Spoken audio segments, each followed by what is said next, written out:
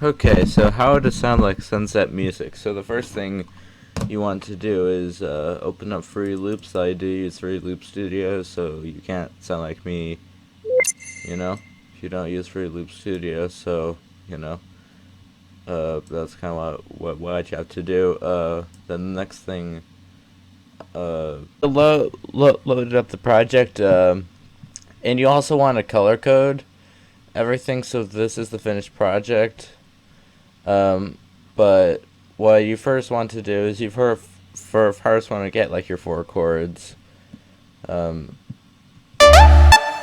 so you essentially like you want to kind of like you need something that's depressing and like something like this. Like maybe I'll make a video of how to do this crap. But yeah, first want to start with the chords. So you want to make something, I guess to have a piano or something. Here are the chords.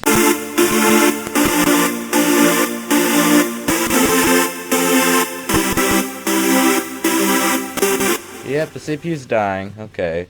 So, essentially what you want to do is, like you want really thick, saws, so you want to, so I did these are my presets, so I saved some presets, so I'll just put tell me if you want like the presets, down link to them, but, yeah, so what you want to do is you just want to grab like some random, wavetable, so I don't know where this is, but you just want this weird wavetable, and then you just want to put a lot of unison and maybe put, maybe put some reverb on it, and that's about it. And you kind of want to do something different each time, so the next layers.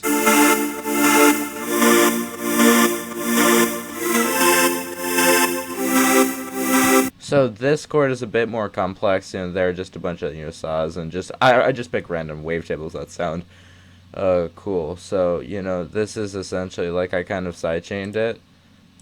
So you want to turn on the noise, and you just want to link a bunch of parameters. Like I'm not gonna explain this to you right now. You just want to make something like this. You can screenshot it and do sound design if you want, but you just kind of want presets like this. And this is a very thick boy. You just and then after you add a couple of serum patches, you just want to add like a Nexus super saw.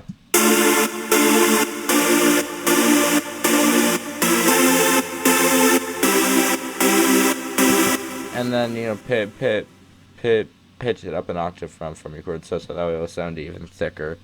But yeah, I will explain everything. And then you kind of want to add like a future bass chord, so you can just find it from memory, or you can just make it yourself. I kind of just made the future bass chord, I linked it to a filter, and in Vital it's a free synth, so I decided why not do that.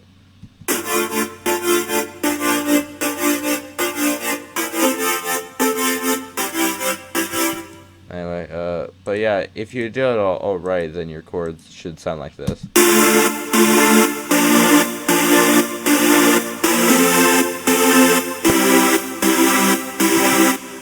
Yeah, and essentially once you create chords and you layer them, you essentially want to create like a melody. Now here's the thing, like I will have to make this How to Sound Like Me kind of like a multi-part series, just because like I don't really have a signature sound. Like you just want something melodic and sad. I have crippling depression. Oh my god! Oh Jesus, oh my god! But other than that, it's very vague. Like you've seen me do like a bunch of stuff over the years, so yeah, you just want to like the presets don't matter that much. Like today, we also went for like as far as BPM goes, you don't want it faster than 128. You want to stick around the 120s, but I sometimes go I like a bit below, so you don't want to go below 100. 100 to 128 is the BPM range that I use. But yeah, so I just layered a bunch of synths. Like I mostly use Serum, so we have. So this melody is a bit different. You want to create like an emotional melody like this. It's a bit different from some other melodies. Like, yeah, this doesn't look like the best melody in the world, but it is a legendary melody. Once you put some sounds to it.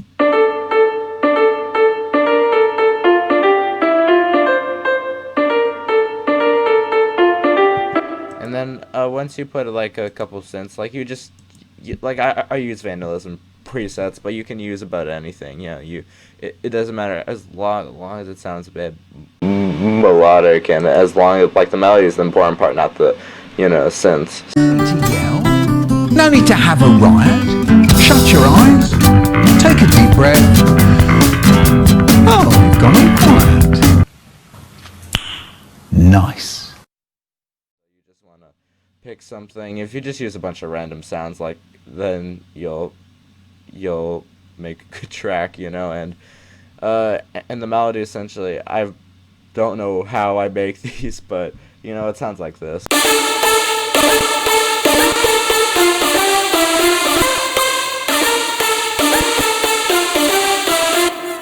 And yeah, if you do it right, then yeah, it should sound like that, or whatever, it's pretty cool lead. I've not really done something like this before. Oh, and you like you have to add like that sub bass. There's just no explaining it.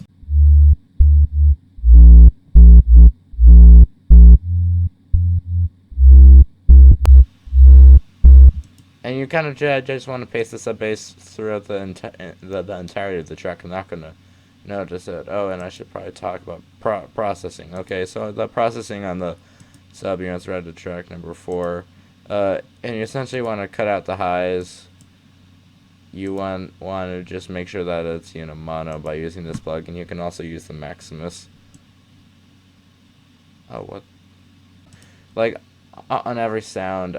Other than like the basses and the sub basses, I do cut out like the low frequencies. I kind of clean it up a little bit and put some reverb, and then I would automate a filter on it and maybe compress it just a little bit, so that way it can be heard more in the mix. And that's kind of what I do. And then the mid bass, like I did actually make some signature sounds, but I kind of went for some more generic sounds, and I don't really put slides. But I felt that it kind of made it a bit more spicy. So if you feel that your bass line is too boring, just put like some slides, and yeah, it'll sound cool. So yeah, here's what it sounds like. There's no secret to layering. Just take a bunch of presets,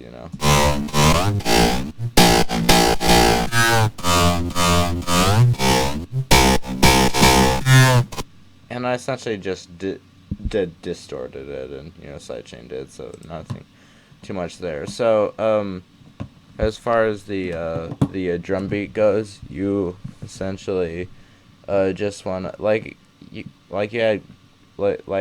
essentially want like a kick, but like you want like a punchy transient kick, but you do have to process it. Like if you want to sound exactly like or at least similar to me, then you kind of like what track is this even routed to? Essentially like route the kick to a channel. Now like here's what it sounds like without any effects.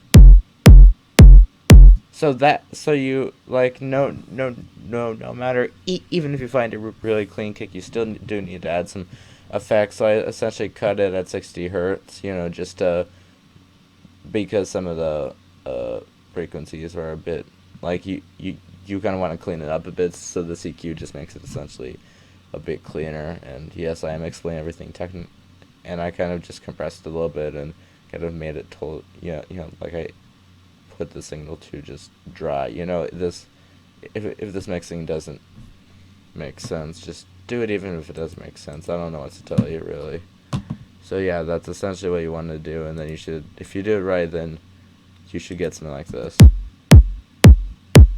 Just this really clean, punchy kick. It's exactly like the progressive house style kick. Progressive house was the genre that I kind of stuck with, even though this is not a progressive track. You get that. Now, I would usually add like a 4-on-4 kick, ride and clap pattern, but I decided like my newest work, this will be like a 3 or 4 part series because I've a lot of different styles. So you may just want to skip to 2 different episodes. But anyway. So yeah, what I did instead is like with my newer work, like I kind of had like a kick and clap. So we have a kick and then we have a clap. The clap does not have any effects on it.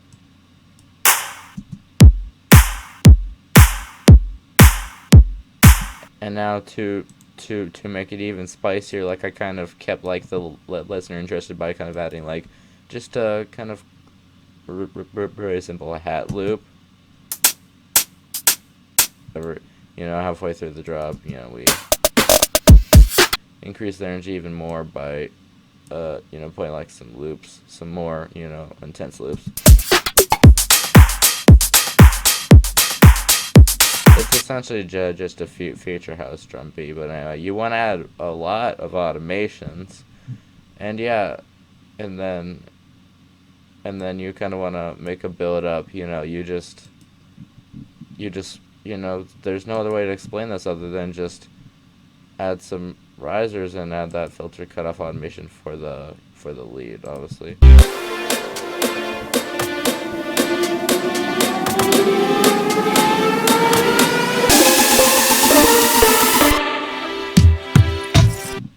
Yeah, and also like of my tracks tend to be really emotional and sad, so this song's about heartbreak. Even though I've never really experienced it, but anyway.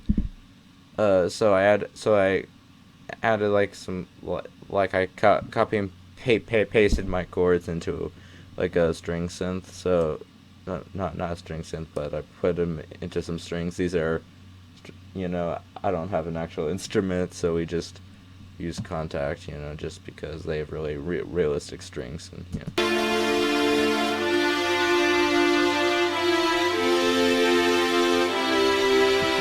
And then, like in the build-up, I kind of chopped the rhythm into the same rhythm that they are played in the drop. So kind of something like this.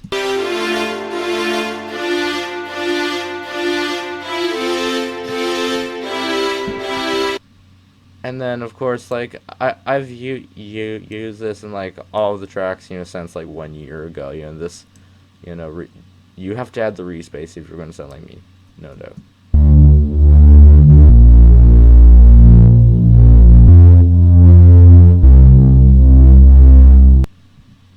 Pad, like you want to cut the high frequencies, so it's kind of playing in the background, but also adds a lot of good frequencies.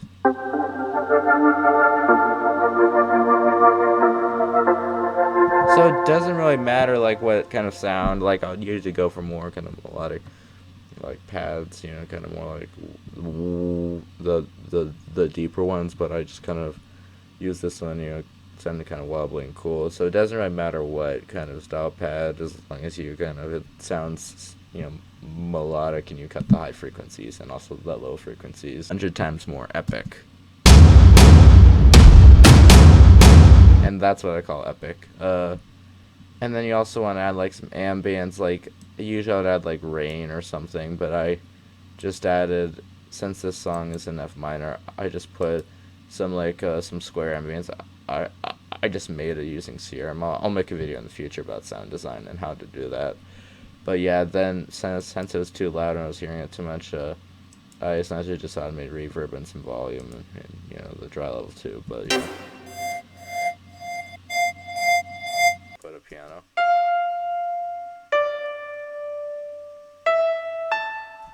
They're just the top notes of the chords. Oh, and you definitely want to add vocals. So I took this one from Vandalism, and I just like as far as like vocal processing goes, you don't want to add too much because there are already a lot of like effects. Can you feel my heart break? I decided to kind of play like the melody. So I put it on that signature Alan Walker kind of lead because it sounds sad. That song is heartbreak, so it kind of worked. And then later we put it on kind of like a vocal lead. So if we combine them, here's what it kind of sounds like.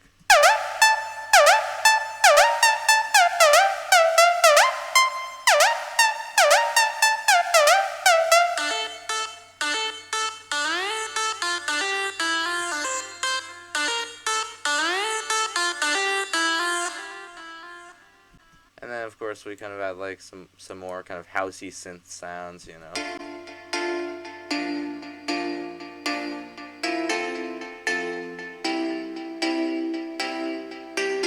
And then they kind of stab as the intro goes on. and you get the point.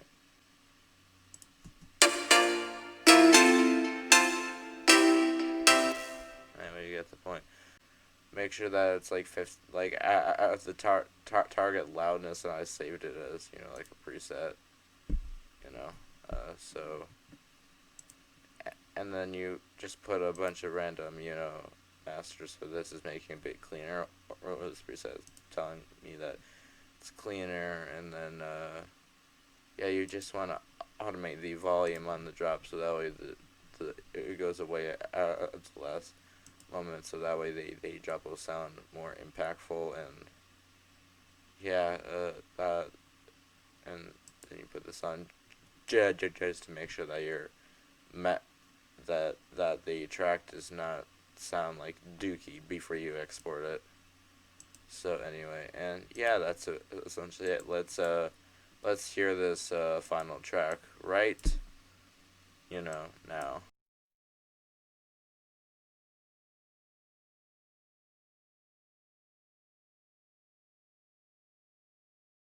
On a reopen, and you're probably like, what is actually going on? And essentially, you want to drag in the bounced version of your track. Like, here's how to kind of get it prepared for, you know, playing on like YouTube, and, you know, so you kind of want to like so you want to load the bounced, you know, version of your track, and then you want to then you kind of want to open up like this Z-Game Editor Visualizer plugin, and then you essentially, you know, want to like kind of like I create like a preset for it. So, you know, you want to create like this kind of visualizer. It's the ULearn peak shapes thing, and you essentially want to like I essentially color code my visualizer in the same exact color. Has like the NCS kind of colors where they like, you know, each color is like tells you what genre it is. So my track I found is mostly like you know, indie dance, so I put it orange. You know, it's indie dance, you know, DMB, you know, that sort of thing. And then you kind of want to export it, and then after you do that, you want to close it again, and you want to open up your video editor. So I use PowerDirector 17. So, you know, even though Premiere Pro might be better, we if you still want to sound like me, then you have to use this. Are you out of your goddamn mind? And now you want to beautiful background image. So let me go find one, and I'll tell you once I find one. So you just want to find something cool, you know. So and go to PIP Designer, and then chroma key, click that, and just and this essentially just removes the black, so that way it's how you remove like a green screen. So yeah, you just and then you might want to move this around a bit so it fits, you know, more in the center, and click OK, and then you're essentially done. So you can preview it, you know, something like that.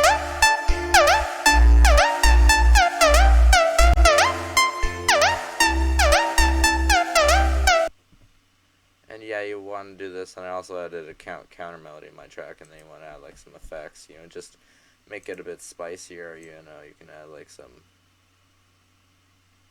you know, some volume to, you know, fade it out.